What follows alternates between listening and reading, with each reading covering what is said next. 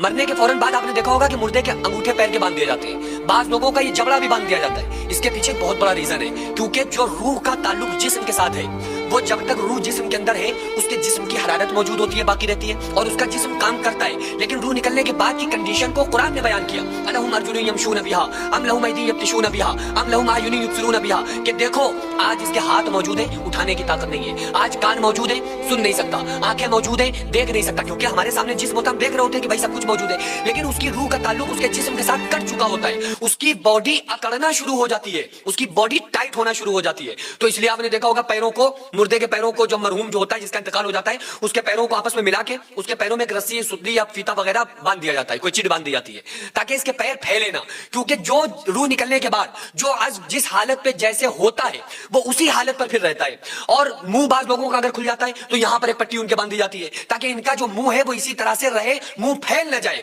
क्योंकि जब रूह निकलती है तो बाज लोगों का मुंह खुल जाया करता है, क्योंकि हदीस पाक में मफहूम मौजूद है। मैं हदीस पाक का मफहूम आपको बताऊं कि आका अलैहिस्सलाम ने इरशाद फरमाया कि अगर कोई गुनाहगार बंदा होता है तो जब उसकी रूह को उसके जिस्म से फरिश्ते निकालते हैं तो उसकी रूह को पहले घुटनों में रोका जाता है और ऐलान किया जाता है कि मजीद तकलीफ का सबब बनाओ। उसके बाद उसकी रूह को उसके पेट में रोका जाता है, कहा जाता है मजीद तकलीफ का सबब बनाओ। सीने में उसकी रूह को रोक दिया जाता है, दिमाग में उसकी रूह को गुच्छा बना के रोक दिया जाता है, जिससे वो तकलीफ महसूस करता है। यहां तक कि उसकी रूह को मुंह के जरिए से खींचा जाता है पकड़ के। जब वो मुंह के जरिए से रूह निकाली जाती है ना तो उसका मुंह खुल जाता है, बाज मर्तबा आंखें भी खुल जाती हैं, क्योंकि हदीस का मफहूम है कि जब रूह निकलती है मुंह के जरिए से तो वो मुर्दा अपनी रूह को निकलता हुआ अपनी आंख से देखता है और महसूस कर रहा होता है। इसकी वजह से उसकी आंखें भी बाज मर्तबा खुली रह जाती हैं। तो अगर नेक बंदा होता है तो उसकी मिसाल आका अलैहिस्सलाम ने क्या दी? आका अलैहिस्सलाम ने इरशाद फरमाया, नेक बंदे की रूह इस तरह निकलती है जैसे गुंदे हुए आटे में से बाल निकाल लिया जाता है कि कहीं बाल टूट ना जाए। इसी तरह ऐसे निकलती है जैसे बच्चा दूध पीते सो जाए, माँ उसके मुंह से दूध को खींच लेती है कि कहीं बच्चा उठ ना जाए,